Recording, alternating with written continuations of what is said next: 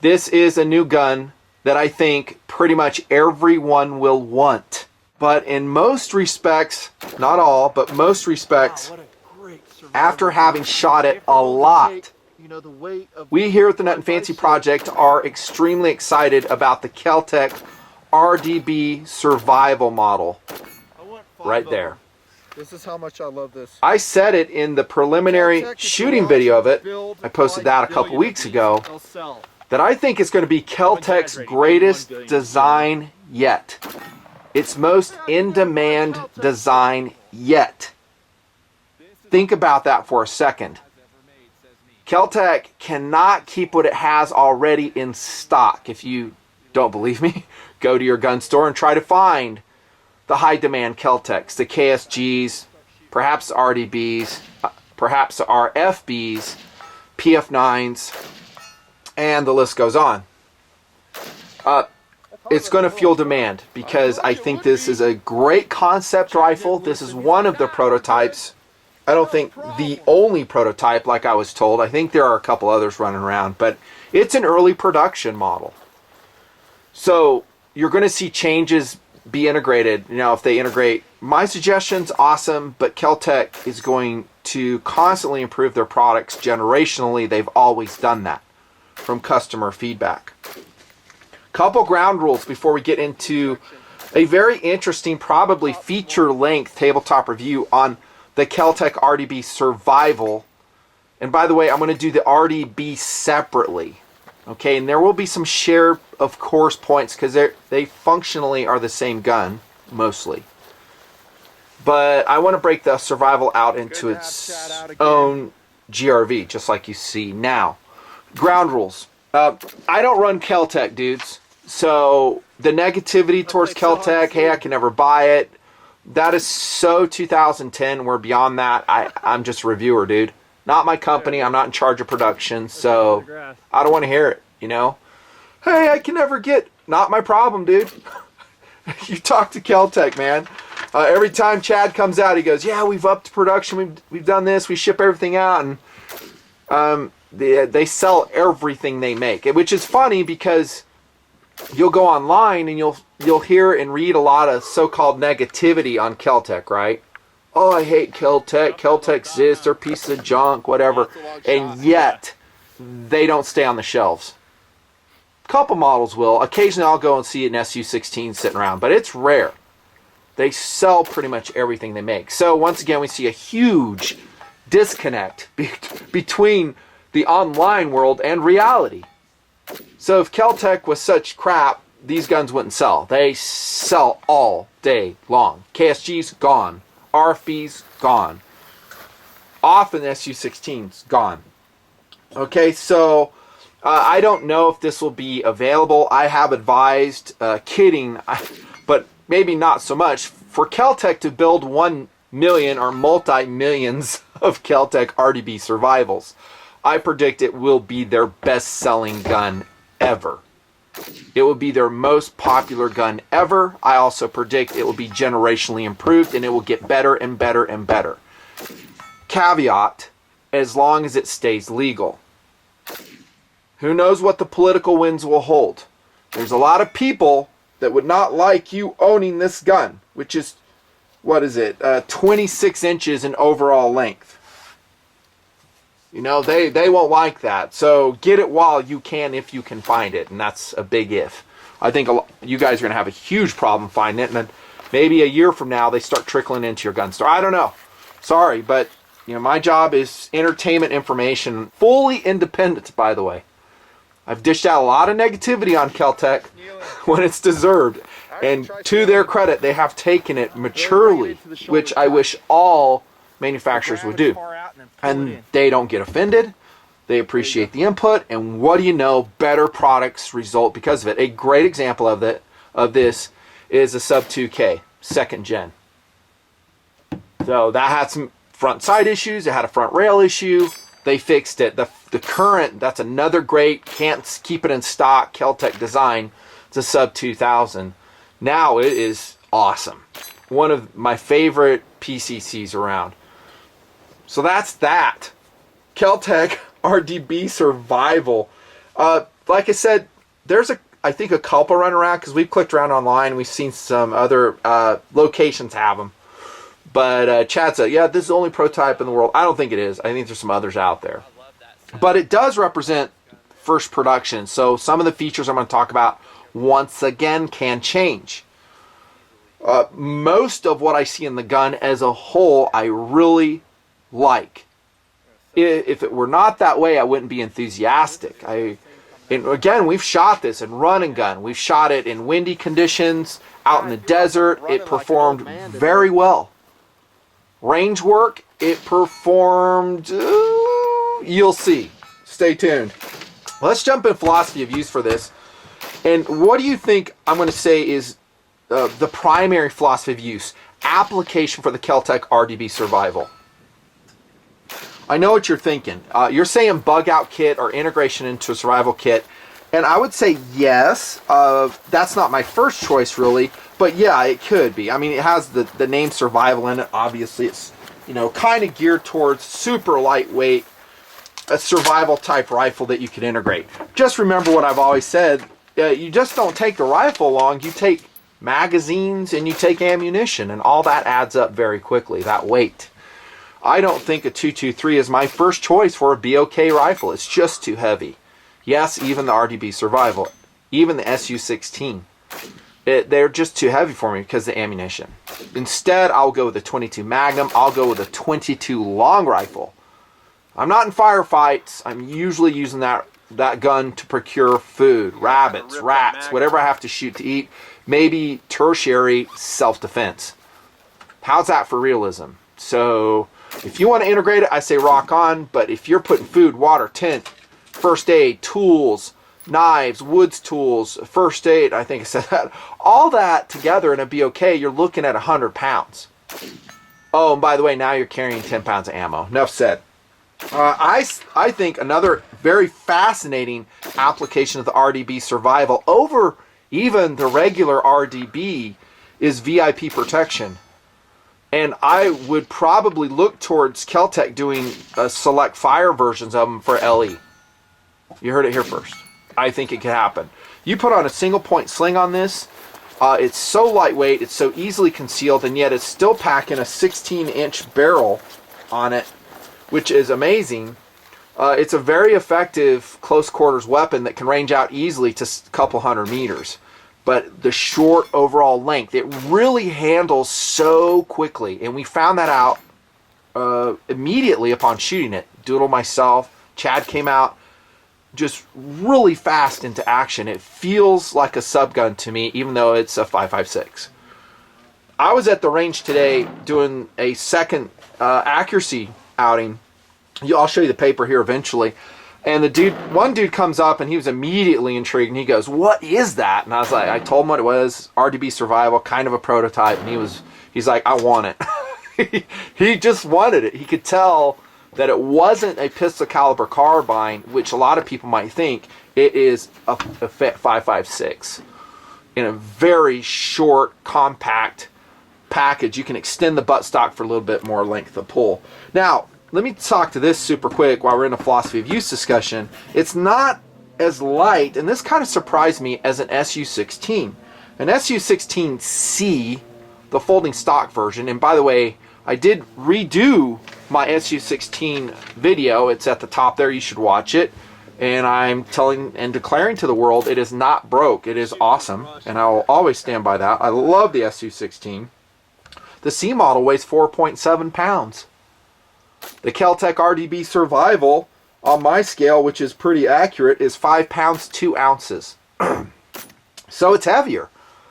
The interesting ergonomic aspect of most bullpups is they feel lighter than they are because the weight is concentrated. The point of balance is right around here somewhere. They feel light. And then when you put them on the scale, sometimes you're surprised. I've done that too. VIP protection, absolutely. I would say it'd be a great gun to integrate into a bush plane. I said that about the SU-16 as well, and I wouldn't say it's the best one. I mean, if I'm up in Alaska in like a J3 Cub, and I'm in bear country, I don't know if I want a 5.56. I probably would just go with a Glock 20 because that's size and weight, efficient. I can carry more rounds. And some of you guys will say, well, why don't you go with a Marlin, lever action, and a 4570 or some big bore caliber? Those are heavy. They're heavy. The guns alone are around 8 pounds. Those big bare lever guns that Marlin puts together. This is a lot lighter, but it would be an option. As a bailout gun, I mean, this is just kind of a fantasy. The military's not going to adopt this, but it could function in that. As a pilot bailout gun, I said that about the SU-16C as well. In fact, that was my recommended gun to incorporate into my own U.S. Air Force survival kit. That series of videos have been out about 5 years. Another philosophy of use. This is interesting, and I kind of alluded to it already, and that is a submachine gun replacement. Remember what I said about how short it is, how fast it is into action, how tight it is, and compact it feels. In a lot of ways, it kind of feels like a P90 to me. In a lot of ways, the FN P90. It could replace a sub gun. Now, yes, this is a semi-automatic only version, but I'm a big advocate of semi-auto fire. I just don't see a lot of applications, especially in my life, where I would ever need full auto fire. It's more ammunition to carry.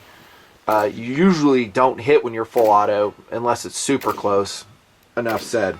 And then this is a super cool philosophy of use, and I'm super excited to show this to you. I'm going to bring an accessory on the table. Safety check it. Yeah. All right, so a couple years ago, I reviewed this. Do you remember? The Black Hawk Diversion Bag. And at the time I said there are really no full-size AR-style rifles that I can put in here, but check this out. And this is with the stock extended. I want to talk about this. This is a glitch back here, why I'm not folding it. Check that out. I got the scope covers up so it's a little bit more bulky. Gym bag rifle, trunk rifle, vehicle rifle, motorcycle rifle, not really a rifle, bullpup. Pretty sick, huh? So here you have a very compact, discreet, totally camouflaged, semi-automatic tactical carbine, bullpup, if you will, in the Black Hawk Diversion Bag. They discontinued this. They wouldn't have done it if it was selling. I don't think a lot of people bought it. Guess what, Black Hawk? You probably ought to bring it back, and just for the KelTec RDB Survival, because I can guarantee you that from this video, dudes seeing it will want to have this for their KelTec RDB. It came in red. It came in this navy and white, my favorite color. I'm so glad I didn't sell it. And by the way, this is a loaner, not mine. But I intend to buy a KelTec RDB Survival eventually. Isn't that cool? If funds allow. That's philosophy of use. I could spend another 10 minutes on it. But when you shoot it, the light will come on. You'll go, oh my gosh, I've really not shot anything like this before that felt like this. It's so light, compact. And don't get me wrong, I think the KelTec RDB is a good gun, but this is kind of a different animal. And I really love, and I'm wearing to kind of flex right now into SAWC design and ergos. This again is feature length. I love the conventional grip on this. I would not change the conventional grip on the Survival model. Now, you can push pin that whole section out and put on a pistol grip like a standard RDB, which I actually have, and I guess I'll put one on the table. You guys want to see the RDB 17 or 20? I'm going to get the 17 because it's going to fit on the table better. This one's scoped up and it's coming out of testing as well. And it's actually a cool comparison, these guns side by side, as we talk about ergonomics. Like I said, the RDB is a good gun. I've never been wildly enthusiastic about the RDB.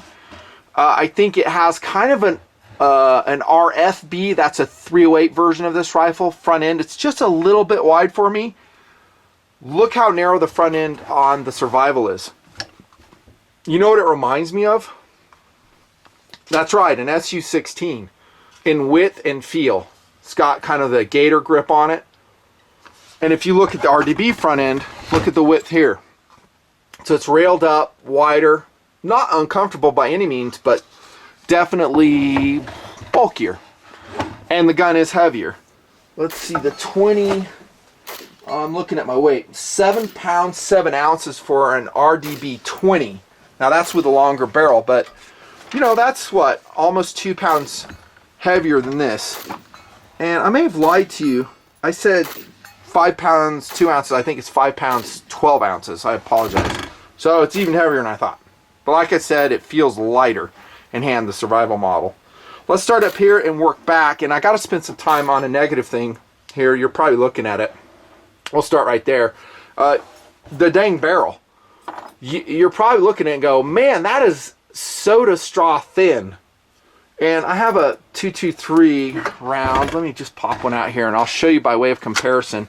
And yeah, I did measure it on the Survival. It's 0.486 inches past the gas block. It's thicker earlier. So there's a 223 case and you can see the thickness of this version of the RDB. Yeah, it's thin. It's thin. This one's wearing a standard A2 cage. It's not timed at all because I was running a can on it earlier. In fact, I meant to bring it, but the can's not here. So that's why I was running a suppressor earlier in the day. What do I think about the thinness of the barrel? Well, let me roll in a picture, and this will kind of show field strip a little bit too. When you take down the RDB Survival and look past, that is, towards the shooter prior to the gas block, it's going to be thicker, about 0.55 inches. What I think is that the barrel, and this is one of my recommendations right out the gate, is it should be 0.55 all the way down, KelTec. This is too thin because I was getting heat stringing. I don't think the accuracy is phenomenal in this current version. In fact, to me, it's a little bit disappointing. And I think if you increase maybe the quality of the barrel, I mean, whatever you have to do, if you have to outsource it to somebody that does good barrels, there's lots of manufacturers that do great jobs on barrels, or just make it in-house, but do it right. Do it right. And I think this one is sporting a 1 and 7 twist. Maybe you should make it a 1 and 8. I think that is a great compromise, the 1 and 8 twist. As it is now, I think it does save a little bit of weight, but not that much. Because once again, we're not super light on our Survival model. We're okay. We're sub 6 pounds easily. But there's good weight and bad weight. And I've always said that having a thicker barrel in certain guns is a good weight. And I think the Survival will go to the next level if we can just make that barrel 0.55 inches. So we're not making it a even medium contour, just upping it a little bit. If you want to get tricky and flute it, I say awesome, but that may add cost. And if you're going to flute it, do it right. So there's no heat stringing. What we're looking for is just an SPR quality barrel. It doesn't have to be chrome lined in my book, and I don't think this one is at all. Some guys will say, oh, that's a showstopper. I don't think it ever has been for me. I'm actually loving melanite coating or something like it a lot better than chrome lining these days. But that's the barrel. And one of the concerns I had is running a can on it, really heating the barrel up and getting some barrel droop. Now, when I say really heating the barrel up, this will bounce back to philosophy of use. The gun really isn't designed to do mag dump after mag dump. It's a Survival model. That's why they are equipping it with a very slim barrel. If you want to do more extended firing, upgrade to an RDB. Okay, that sounds kind of obvious, but a lot of guys won't get that. For instance, the front grip here is not heat shielded with metal, aluminum, or stainless steel. It's not. The way I look at the RDB Survival is one mag dump, you get out of town. That's kind of what it's meant for. Maybe 2 mag dumps, let the gun cool, done. Now, I'm not going to say you couldn't do more, but you're going to run the risk of softening plastic, and the rounds are going to start stringing, at least in this current version, says me. We have a G3 style charging handle, and I don't mind it at all. It's the same one we see on the RDB. It does have a lock open notch aft right here. There is something you need to be aware of, is some optics and mounts that you may put on may interfere with that lock back feature, and I'll throw you the RDB to show what I'm talking about. So here's and I moved it aft just for range work today. This is just a review scope that I throw on the reviewing guns. But you can see the room mount here and the charging handle are coming very close to having an interference problem. They're clearing, but not by much. Just be advised. Non-reciprocating, like I said. I actually love the charging handle on it. And then it'll fold forward a little bit. We have a Picatinny rail on the top, just like the RDB in the background. It's pretty good on the RDB testing. I was kind of looking at it closely and wondering if there's any flex that could happen in the gun. Another recommendation from me to KelTec would be to maybe lock it down better. However you want to do that. You know, if you want another screw up here, a better attachment method down here, I think it would be good. I have seen RDBs in testing that the aft screw came loose and then it will lose 0. And the aft screw actually is locked into this steel band right here on the top of the receiver. Oh, by the way, gas adjustment system is right here. I would recommend that you, the user, would take some fluorescent fingernail polish you buy at Walmart or get off Amazon, and you put a little dab of paint or fingernail polish in this instance right here, so you kind of know where your starting point is. I didn't really mess with the gas system too much until we got to steel, because jumping ahead to reliability, for whatever reason, this version of the KelTec RDB Survival did not like steel. There were several hard jams, and that's a big negative in my book, because the RDB Survival, of course, is slated to be a survival rifle, and you just never know what you're going to be shooting. I've said that a lot in the reviews. If you're wondering, I did mess around with the gas system. You'll probably see video of me doing that. I don't know if I opened it up completely because I was in a rush, didn't have a ton of time that day, and I might have been able to get it going had I experimented with it enough, to be fair to the Survival model. Okay, there's your trigger guard, and let's talk about the trigger super quick. It's pretty excellent. In fact, I am amazed at how good all the RDB triggers are, and I'm not going to pull them on camera just to save a little bit of time, but 5 pounds, this one was 5 pounds 2 ounces, with a really smooth, I got safety on, smooth pull, and I think a pretty crisp break. One of the best, if not the best, bullpup trigger I've pulled to date. Some people are bragging about the resurrected K&M M17S, or K&R, or whatever it is, and they're saying that has a really good trigger on it too. But I'm super happy with this trigger. I wouldn't change it. This version has a crossbolt safety on it, and having shot the SU-16 so many years, it too has a crossbolt safety. I actually like it. You know, and especially in this in this conventional grip, you know, you really can't put a rotational safety like you do have on the RDB normal version. Crossbolt all the way. One thing I didn't investigate is if you put the pistol grip version on, will you have that safety on it? I don't know, probably. Notice that in the Survival, you don't have the exposed trigger spring like you do in the RDB. Some dudes have a problem with that. I don't think it's an issue, but FYI. Okay, and there's a quick look at the pistol grip version on the conventional. An advantage of it versus this longer, taller pistol grip is that it can fit into gun cases like that Blackhawk Diversion Bag that other guns can't. It can fit into scabbards. It can fit into backpacks in very enclosed places. It's very streamlined, especially if you're putting a 20 rounder in it. Cool. Now right here is metal. So you put your cheek right here. It may suck in the cold weather. I would put athletic tape. Maybe there'll be some aftermarket things for it that you can attach. Rock on. I say it all the way. Full ambidextrous controls on this. And you notice it's not left and right ejecting, albeit the charging handle's on the left side of the rifle. So lefties, you're going to have to kind of adapt to that.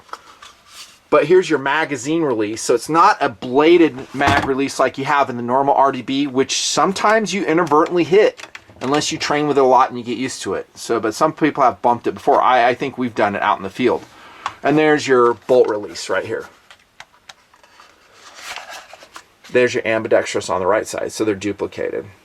Now in this version, all this is subject to change again. There, you can extend the stock out.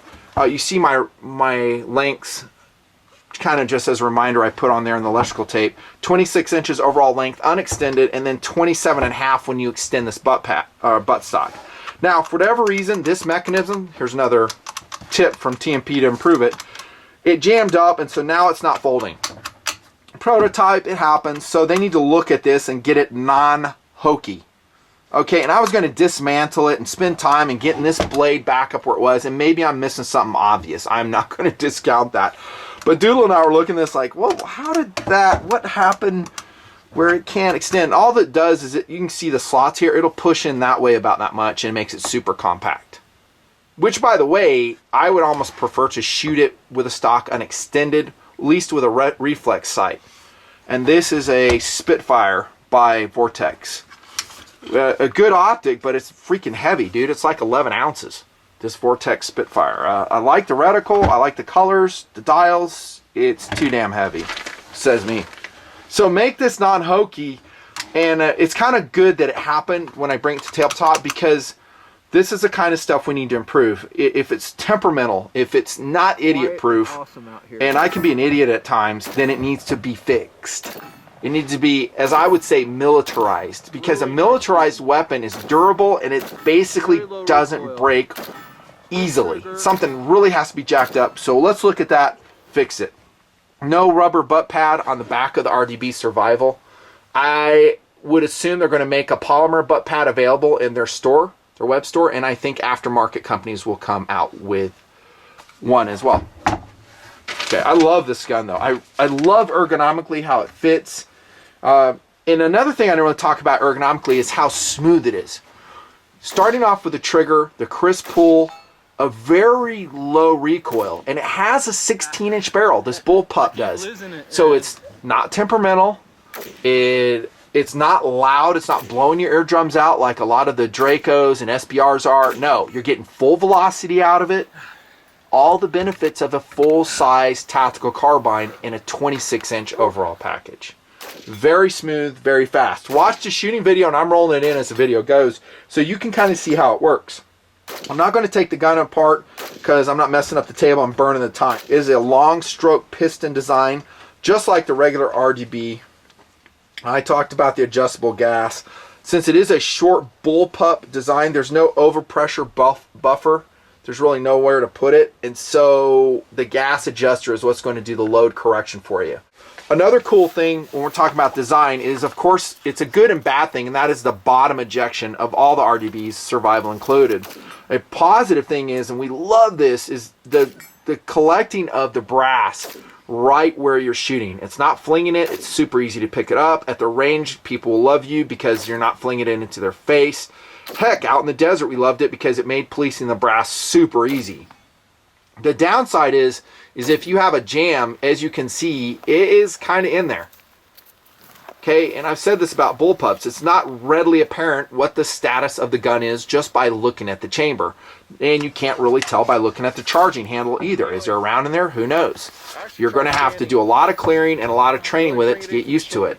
We did have a couple jams, like I said, with the steel case ammo, and I think this one malfunctioned too for whatever reason. This was a 75 grain Freedom Munitions match round. I forget how it happened, but it happened. And it came out easily. It wasn't like hard jam, but whatever reason, it might have been a light crimp on the load. I just don't know. But getting in there can be a problem. And basically, when the steel was jamming in here, I was getting the cleaning rod out. That's the easiest way. A takedown cleaning rod, put it in there, knock it out.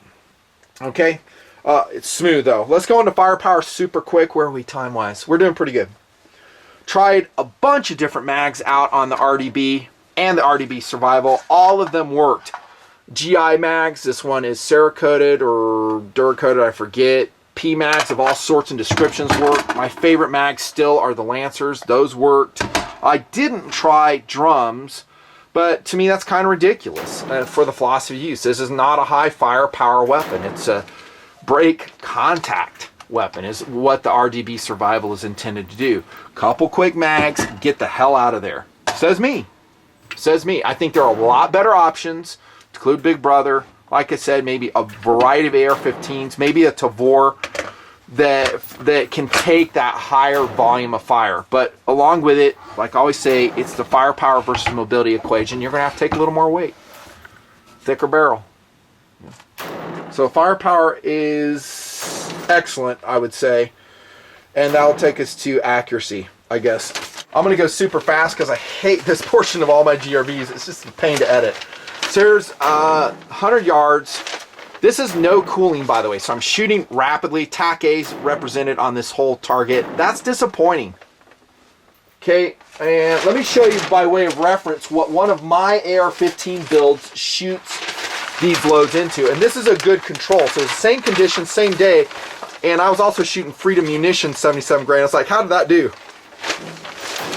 Third MOA, half MOA, all day long. So it's not the ammo, it wasn't the shooter. So that eliminates some variables. That's why I'm bringing that to the table. Here's another target, super quick. This is all 77 grain Freedom Munitions. I wrote a note to myself that I think the RDB Survival might be susceptible to chassis flex. Well, the reason I say that is this group, I kind of twisted the bullpup in the mount a little bit, or in the rest, and I just felt like that threw the rounds a little bit bigger. Be advised, and I've shot other guns like that, plastic chassis guns. So I took it out for another outing, and I said, I wonder if this thing can shoot any better. And so that actually was today. So this is PMC. It was 25 degrees out, and that's a disappointing group. I got to tell you, it's not good. I did shoot the POF Renegade in that load, and it was shooting probably inside, a little bit outside the orange square. So it might be that batch of PMC, which ain't great. So that might be the ammunition. And then I'll end with this one, which it gives us more hope, actually. And remember, this is a point, what did I say, 4.6 inch barrel. It's a skinny barrel. Not letting it cool at all. Here's American Eagle, 8223. That is a great group out of the RDB Survival. So it can achieve that, but I gotta tell you, it took a lot of shooting and careful shooting. Disappointing group with 69 grain gold medal match. There's a little bit better group. American Eagle did well. So if you get an RDB Survival, you might have to load experiment and see what it likes. And we were actually kind of concerned, well, it's 1 in 7 twists, is overstabilizing the 55s. Will those open up? With this particular example right here, it seemed to like the 55s better. That's probably the best group printed right there, the American Eagle. And that is actually, for a gun of this sort, not just good, but excellent accuracy. The reason I'm saying good overall is because I got to kind of tabulate all the wide groups too. So I take everything in consideration. You know, this, I'm not going to pretend this group didn't happen. I shot some others like that too. You know, let's make the barrel 0.55 inches, as high quality as we possibly can. Rifle it carefully. And I think you'll see those groups tighten up. And also, like I said, make sure that rail has no issues, that it's super, super tacked on. Track record. I talked about the steel already. It was a hard jam. I did dink around with the gas adjustment, but overall, I will classify the reliability of the Survival as excellent. We had just phenomenal reliability out in the desert. It was chugging along with all different types of loads. I did not shoot steel in it extensively, like I said. Even if I had, I probably would have shut it down because it wasn't liking it so much. Incidentally, the RDBs had no problem at all with the steel.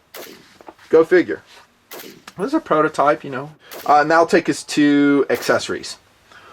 I think, once again, that this gun will be, and it really honestly doesn't matter if I came to this tabletop review and said, hey, don't buy this gun, it sucks. I think the RDB Survival is just going to be a runaway smash hit for KelTec. That it's going to establish a cult following, that people will do everything in their power to get one, and then it's going to generate a very interesting aftermarket, just like a lot of KelTec weapons have done. Sub 2K is an example of that. So you can buy some really cool accessories for your Sub 2K. The KelTec RDB would be along those lines. One thing you might look into, KelTec also, is fitting a sling on, and I don't want those big goofy plastic swivels screwed into the side of the stock. I want like quick release cups, or better yet, like this has, like an integrated sling loop on the RDB. See this? This is what they need to do on the Survival as well. This is simple, it's lightweight, and it doesn't add anything else. And then have a way for your users to attach Picatinny rail too.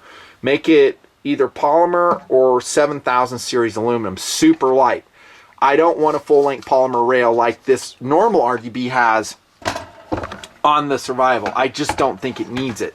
But give the users an option to rail up if they need to. So a short section here, sling here, and another section, maybe, you know, that the user can put on if he wants to. There you go. So what have I given, like 5 maybe recommended improvements for this gun that I think will take it to the next level.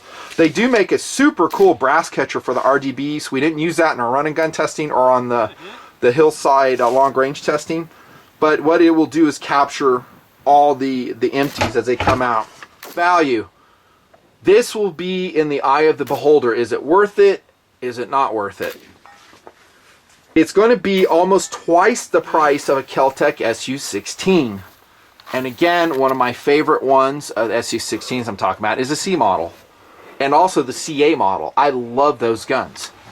So if you're going to put it in the same philosophy of use, something super compact and extendable, transportable, what would you go with? And we're just talking about KelTec products here, an SU16 or the RDB Survival, Nutn. Oh, that's a good question. Let me tell you this, though. I have 2 SU16s in inventory, actually C models, and I have 2 CA models, and they're not going anywhere. Even with the issuance of this gun, they're not going anywhere.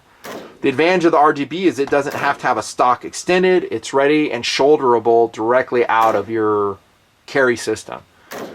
Yeah, you can shoot the SU16 C model with a stock folded, but you know, you're basically not shouldering it, and it's not going to be that accurate. I love the RDB Survival. I want to get one, add it to the inventory. Definitely as a cast member here in TMP, it's a fascinating gun. But when we're talking about value, just know it's going to come in around, and I'm ballparking this, I could be completely off, around $1,000, $1,100, I don't know. And they're going to be hard to find. But that being said, they're going to be, you know, out there all day long selling. People will be on waiting lists to get this gun if the dude at the range is any indication whatsoever. Competitive options. What else would you get? Well, I hate it, and Tactical Doodle and I talk about this all the time. When we hear the term game changer, we hear that in the industry. Oh, it's a game changer. No, it's not. It's just another AR-15 with a different paint job usually, and they act like it's a game changer. I think the RDB Survival is a game changer. There's really nothing like it on the market, and you watch. You're going to have other companies scrambling and copying this gun. Can you say Ruger? Ruger's notorious for that. They see something that someone else is doing, they go, oh, dude, we're doing that too. It's good for the consumer because it gives you more options, and maybe it drives the price down, and you can actually get one, unlike KelTec's, but I think it'll happen. Now, that's not to say there aren't some great, you know, bullpups out. Here comes a Tavor. It's an inventory still, and we love the Tavor, but the Tavor is heavy, a lot heavier than this gun, and, you know, what, 2 pounds, actually not quite that much, about a pound and some ounces heavier than the RDB Survival. I love the Tavor though because it is battle proven. This is not. If we talk about track record, it's going to take some years and a lot of hands for the RDB Survival to prove itself. Maybe other things break. Maybe other users have other problems before generationally it's perfected. I think we're there with the SU16. I think we're there with the RFB. I think we're there with the KSG. But it is a process, and I think all customers should support it. So you don't immediately come out and go, oh, this sucks, I hate it. No, be supportive of manufacturers. They still need capital. They need to sell the guns so they can pay off the bills for R&D, and generationally it will be improved. But like I said at the outset, even the way it stands now, the KelTec RDB, for around $1,000, I would be interested in buying one. Even with the accuracy I showed you, even with the issues with steel, I have a feeling I could get steel working by opening up the gas more, like I said. But it has a great trigger, super slim forend. It feels like a submachine gun, short overall length. It is relatively very light, much lighter than a Tavor and some other options. One of those would be the new reincarnated M17S, Steyr AUG, and that ridiculously priced Desert Tech MDR, which I still don't think is out, and I don't really have any interest in at all. And the weird FNF FS2000. But with the success of the Tavor and some other bullpup designs, KelTec's, you know, come to the table. First with RDB, and now the RDB Survival. And they are to be congratulated. It is a special, super cool gun. I love it. Super cool. By the way, the watch for the review, yes, a pink Casio Pro Trek. This, I don't have it labeled, but there you go. I love it. Hey, I don't like pink watches. This one's cool. Deal with it. Link in the bottom. And that will be my tabletop review on the RDB Survival. I don't anticipate doing another one, but if they generationally improve it, what I may do is an in-field evaluation talking about the updates. That will be quick and easier to do. Highly recommended, though. Look at my likability scale. It pretty much says it all. Done.